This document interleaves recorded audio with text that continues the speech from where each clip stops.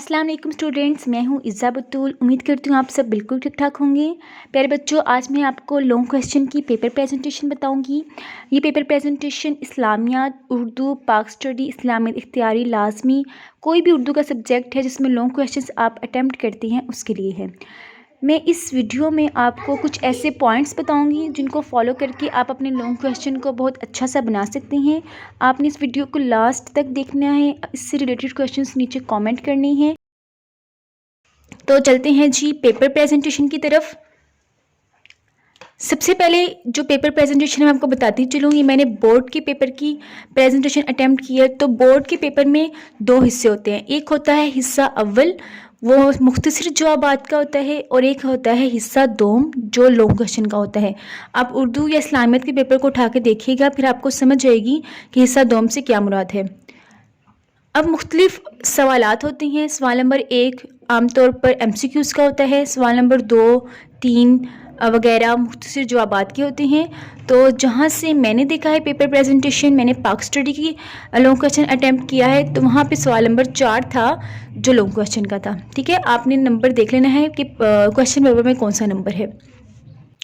उसके बाद मेरा क्वेश्चन था अल्लामा इकबाल और नज़रिया पाकिस्तान। मैंने मेन हेडिंग बनाई।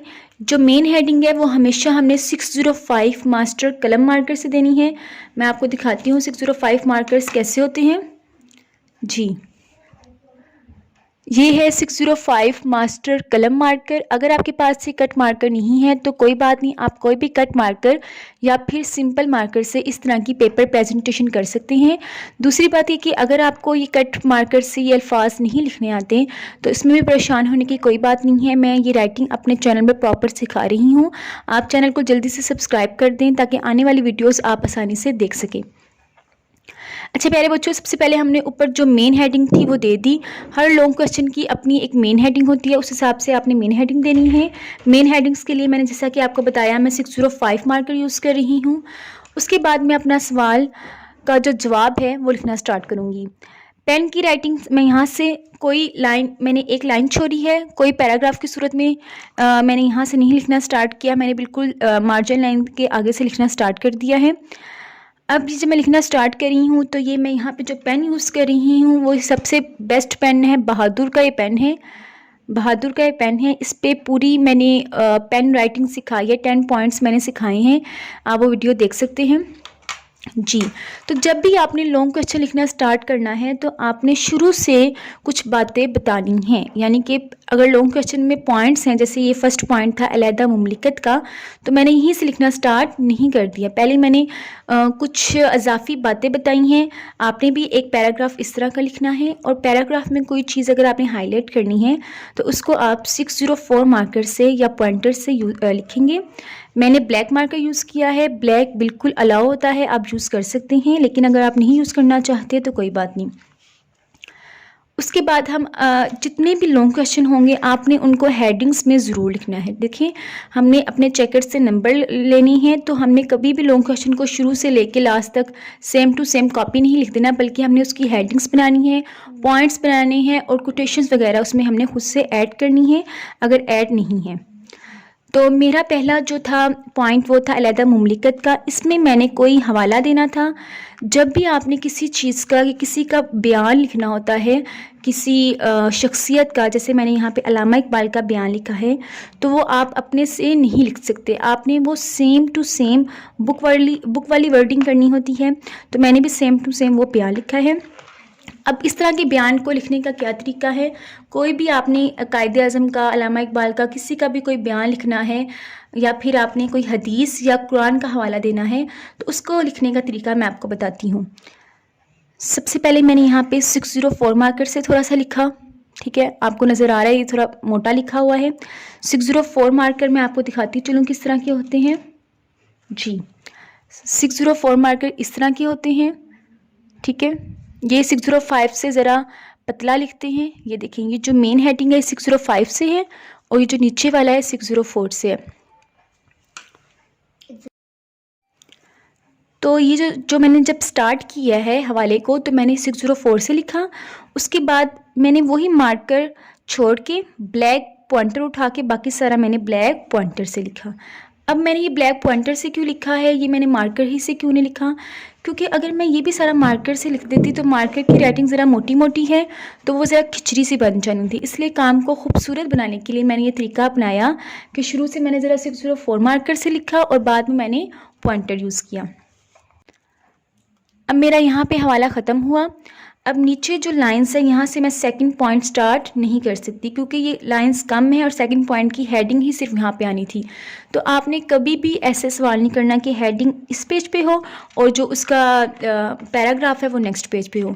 जिस पेज पे हेडिंग हो वहाँ पे कम से कम आपने उस हेडिंग से रिलेटेड 2 to 3 लाइन्स लाजमी लिखी हों। इसलिए मैंने यहाँ से नेक्स्ट हेडिंग नहीं स्टार्ट की, मैंने इसी हेडिंग को कंप्लीट किया, पेन से लिखा और यहाँ तक कंप्लीट कर लिया। ठीक है, उसके बाद हम चलते हैं नेक्स्ट पेज की तरफ। जो मार्जिनल लाइंस हैं और ये वाली लाइंस हैं इनके बारे में मैं आपको लास्ट में बताऊंगी आपने किस तरह ड्रा करनी है, और अगर आपके पास पेपर में टाइम कम है तो आप इन लाइंस को किस तरह लगा सकते हैं। जी, नेक्स्ट मेरा पॉइंट मैंने बनाया। अब देखें, जो मैं काउंटिंग, ये जो मैं नंबरिंग दे रही हूँ ये मैं रोमन लैंग्वेज है उसमें दे रही हूँ। आपने भी रोमन काउंटिंग यूज़ करनी है पॉइंट्स हेडिंग्स के लिए। अब मेरी मेन हेडिंग थी, उसको फिर मैंने 605 मास्टर कलम मार्कर से लिखा। आप कोई भी कट मार्कर यूज़ कर सकते हैं। उसके बाद फिर मैंने पेन से काफ़ी चीज़ें बताई। अब अगर आपके पास कोई शेर है या अशआर हैं जो आपने लॉन्ग क्वेश्चन में लिखने हैं या तशरीह में लिखने हैं, किसी भी जगह में आपने अशआर लिखनी है, तो उसको लिखने का तरीका क्या है। प्यारे बच्चों, अशआर लिखने के लिए सबसे पहले आपने 605 मार्कर कोशिश करें कि ना यूज़ करें। अगर आपको इससे बहुत अच्छा लिखना आता है तो फिर आप यूज़ करें, क्योंकि 605 मार्कर से ना अल्फाज आपस में मिल जाएंगे, वो ज़रा मोटा लिखता है और फिर वो खिचड़ी से बन जाएगी। इसलिए मैंने यहाँ पे 604 मार्कर यूज़ किया है और एक लाइन छोड़ के दूसरा मिसरा लिखा है। आपने कोशिश करनी है कि एक लाइन छोड़ के लिखें, लेकिन अगर आपसे एक लाइन नहीं छूट रही, आप इसी लाइन में मैनेज कर सकते हैं अल्फाज को, तो आप इसी लाइन में दूसरा मिसरा लिख दें। लेकिन मुझसे नहीं मैनेज हो रहा था इसलिए मैंने नीचे लिखा। उसके बाद जब भी आपने अशार लिखना है या कोई शेर लिखना है तो आपने ये 7 अलामत, ये शेर की अलामत होती है, ये लाजमी लगानी है। ठीक है, अब प्यारे बच्चों मैंने फिर से ब्लैक मार्कर यूज़ किया। अब इसके बारे में बात बताती चलूँ, अगर मैं यहाँ पे ब्लू से लिखती और ऊपर भी ब्लू से लिखा होता तो वो काम इतना खूबसूरत ना लगता। इसलिए आपने अपनी सेंस यूज़ करनी है कि कब आप ब्लू यूज़ करें और कब आप ब्लैक यूज़ करें। मैं आपको ये मशवरा दूंगी, जो हमारी मेन हेडिंग्स हैं, जो मेन पॉइंट्स हैं, जैसे अभी मैंने इतना बड़ा शेर लिखा है तो ये आप ब्लू से लिखें। ठीक है, अगर आप ब्लैक से शेर लिखते तो वो इतना सूट ना करता। मैं जो आपको चीज़ें बता रही हूँ, मैं इन चीज़ों का एक्सपीरियंस कर चुकी हूँ। मैं अपनी सारी 4 साल मुसलसल प्रैक्टिस की है इन चीज़ों की और फिर अपने तजुर्बे से आपको अच्छा सा गाइड कर रही हूँ। अच्छा, उसके बाद थर्ड पॉइंट था। थर्ड पॉइंट को मैंने 605 मास्टर कलम मार्कर से ब्लैक से लिखा है। अब देखें, इसमें भी ना ये अल्लामा इकबाल का क्वेश्चन है। इसमें आपको पता होगा अल्लामा इकबाल और नज़रिया पाकिस्तान वाले सवाल में काफ़ी अल्लामा इकबाल की अंदर बातें मौजूद हैं, उनके फरमान मौजूद हैं। तो आपने जब भी नेक्स्ट हेडिंग शुरू करनी है तो फ़ौरन ही उनका फरमान शुरू नहीं कर देना। पहले आपने पेन से थोड़ा सा बताना है उसके बारे में। अगर बुक में ये चीज़ नहीं मौजूद तो आप अपनी सेंस यूज़ करें, अपनी क्रिएटिविटी को यूज़ करें और ख़ुद से पेन से कुछ लाइन्स लिखें। मैंने जितना भी लिखा है सारा पेन से खुद अपनी तरफ से लिखा है। ठीक है, उसके बाद मैंने यहाँ पे ब्लैक पॉइंटर यूज़ किया है, उनका जो फरमान था उसको हाईलाइट करने के लिए। ये फरमान आप पेन से भी लिख सकते हैं, लेकिन कोशिश करेंगे इसको ब्लैक पॉइंटर से लिखें। अब नेक्स्ट पॉइंट की तरफ जाते हैं। अब नेक्स्ट पॉइंट में भी उनका फरमान था, तो कोई भी लॉन्ग क्वेश्चन जिसमें इस तरह के फरमान हो तो आप उसको शुरू से थोड़ा सा 604 मार्कर से लिखें, स्टार्टिंग 604 मार्कर से और फिर आगे आप ब्लैक पॉइंटर से। अब प्यारे बच्चों, फॉर एग्जांपल नेक्स्ट पॉइंट में कोई हवाला नहीं है, कोई आपने कोटेशन नहीं ऐड करनी, कोई फरमान नहीं है, तो उसको लिखने का फिर ये तरीका है, सिंपल आप पेन से इस तरह लिखें। ठीक है, अब मैं यहाँ पे आपको एक अहम बात बताऊँ कि लॉन्ग क्वेश्चन में स्टूडेंट्स क्या मिस्टेक करते हैं और वो मार्क्स क्यों नहीं गेन कर पाते और लॉन्ग क्वेश्चन की लेंथ कितनी होनी चाहिए। अच्छा, जब आप फर्स्ट ईयर और सेकंड ईयर में हो जाती हैं तो आपका लेवल ज़रा अप हो जाता है। अगर आपको लॉन्ग क्वेश्चन नहीं आते या फिर आपको याद करने में ज़रा मुश्किल हो रही है तो मैं एक ही तरीका आपको बताऊंगी। आप उस लॉन्ग क्वेश्चन को 3 दफ़ा रीड करें, उसकी हेडिंग्स याद कर लें। अंदर आपने जो कोटेशंस लिखनी है, जैसे ये मैंने फरमान लिखा, ये मैंने शायरी लिखी, ये याद कर लें बस। बाकी पेन वाला आप अपने से लिखें, ठीक है। अगर आपको 3 दफ़ा पढ़ने के बाद उसमें कुछ अच्छा सा समझ आया है, टीचर का लेक्चर आपने सही लिया है, तो आप अपने से बेस्ट लिख सकते हैं। मैं यही तरीका अपनाती थी पाक स्टडी के पेपर में सेकेंड ईयर में, और अल्हम्दुलिल्लाह मेरे पाक स्टडी में बहुत अच्छे मार्क्स भी इसी वजह से आए थे। ये जो तरीका है ये मैं आपको ऐसे में भी बताऊंगी कि उर्दू का आप मज़मून कैसे करते हैं, उसमें आप कैसे अच्छे मार्क्स ले सकते हैं। अब यहाँ पे मैं एक अहम बात बताती चलूँ, जो मैंने मार्जिन लाइंस ड्रा की हैं, जो मेरा पेपर है उसका ये जो एरिया है ये बहुत कम है, लेकिन जो आप बोर्ड के पेपर्स होते हैं उनका ये एरिया ज़्यादा होता है। तो आपने इस चीज़ का ध्यान रखना है कि मार्जिन लाइंस एक स्केल के हिसाब से आपने बस ड्रा कर लेनी है, ठीक है। और अब आपको मैं बताऊँ मार्जिन लाइंस और ये जो हेडिंग्स के नीचे लाइनिंग है ये हमने कैसे करनी है। हमने मार्कर को दरमियान से कट कर लेना है कुछ इस तरह। ये मार्कर को दरमियान से कट किस तरह करते हैं, मार्जिन लाइंस किस तरह ड्रा करते हैं, इसकी वीडियो ऑलरेडी चैनल पे मौजूद है, आप वहाँ से देख सकती हैं। ये जो लाइंस हैं ये आपने पेपर के लास्ट पे लगानी है, कभी भी पेपर को स्टार्ट करते हुए साथ साथ लाइंस नहीं लगानी जी। जब चेकर आपको पेपर देते हैं तो वो आंसर शीट देख के आपको चले जाते हैं, उस टाइम आपके पास ऑलमोस्ट 5 to 6 मिनट्स होते हैं कि आप मार्जिन लाइंस ड्रा कर लें। तो उस टाइम आप एक बड़ा स्केल लें और साथ ये वाला मार्कर लें, ठीक है, और मार्जिन लाइंस ड्रा करें। प्यारे बच्चों, मैं बताती हूँ लॉन्ग क्वेश्चन की लेंथ कितनी होनी चाहिए। अगर आप 9-10 के स्टूडेंट्स हैं तो 9-10 के लॉन्ग क्वेश्चन की लेंथ आपने यहाँ से लिखना स्टार्ट किया। ये first page, second page, third page, fourth and 4.5, इतना लाजमी होना चाहिए, क्योंकि सिर्फ 2 सवाल होते हैं जो आपने पाक स्टडी के पेपर में अटेम्प्ट करने होते हैं, तो इतना आपका लाजमी होना चाहिए। ये मैक्सिमम मैंने आपको बताया है, लेकिन हर सवाल का अपना क्राइटेरिया होता है। कुछ लॉन्ग क्वेश्चन ज़रा शॉर्ट होते हैं, कुछ लॉन्ग क्वेश्चन काफ़ी लेंथी होते हैं। जैसे वो वाला सवाल था एक कि क्या में पाकिस्तान के बाद पाकिस्तानियों को किन मुश्किलात का सामना करना पड़ा, तो वो काफ़ी लेंथी था। और एक क्वेश्चन ये जो मैंने अटेम्प्ट किया है सेकंड ईयर का, ये क्वेश्चन है सेकंड ईयर की बुक में, ये क्वेश्चन सिर्फ छोटा सा है। तो आपने अपने हिसाब से मार्क्स के हिसाब से आपने क्वेश्चन अटेम्प्ट करना है। आपने बुक को नहीं देखना कि बुक में काफ़ी लेंथी है, काफ़ी शॉर्ट है। आपने मार्क्स के हिसाब से 8 मार्क्स के लिए इतनी लेंथ काफ़ी है। और अगर आप फर्स्ट ईयर और सेकंड ईयर के स्टूडेंट्स हैं तो उसके लिए आपके 8 जो पेजेस हैं वो लाजमी होने चाहिए। जैसे first, second, third, fourth, fifth, sixth, 6 लाजमी होनी चाहिए, 8 रहने दें आप, यानी कि 2 पेपर्स आपकी लाजमी होनी चाहिए, क्योंकि फर्स्ट ईयर और सेकंड ईयर का लेवल अप हो जाता है। उसमें जितना ज़्यादा लिखेंगे उतने अच्छे मार्क्स आपको मिलेंगे और जितनी अच्छी आप पेपर प्रेजेंटेशन करेंगे। अब मैं यहाँ पे स्टूडेंट्स की मिस्टेक बताऊँ कि स्टूडेंट क्या मिस्टेक करते हैं लॉन्ग क्वेश्चन को अटैम्प्ट करते हुए।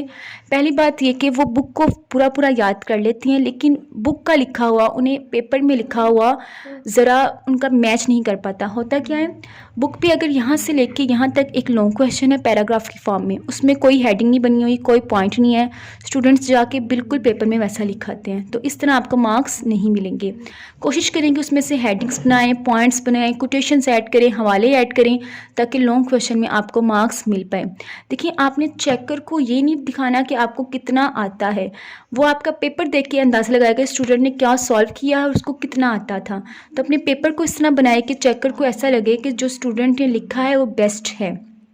मैं आपको फिर से एक अहम बात बताती चलूँ कि लॉन्ग क्वेश्चन को आपने किस तरह याद करना है। 3 से 4 दफ़ा उसको रीड करें, उसके जो पॉइंट्स हैं उनको याद कर लें, हेडिंग्स को याद कर लें, कोटेशन और हवाले को याद कर लें, बस।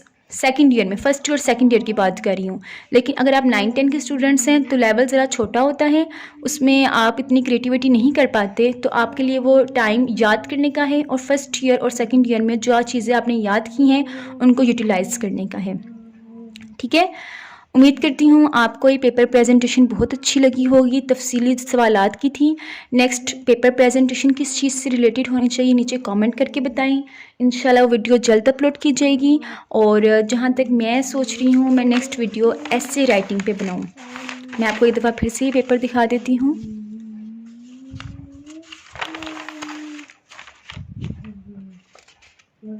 इसमें तकरीबन मैंने वो सारी चीज़ें बता दी हैं जो एक लॉन्ग क्वेश्चन में होनी चाहिए। मैंने सारा अटैम्प्ट नहीं किया, मैंने मुख्तलिफ पॉइंट्स लिखे हैं। जी, ये हमारी पेपर प्रेजेंटेशन कंप्लीट हो गई है। मेरे पास कुछ और पेजेस पे पड़े थे, मैं आपके साथ शेयर करती हूँ। जी, ये खुलासे की पेपर प्रेजेंटेशन मैं ऑलरेडी सिखा चुकी हूँ, आप देख सकते हैं। ये मुख्तसर जवाबात को सॉल्व करने का तरीका है। ये समरी की है।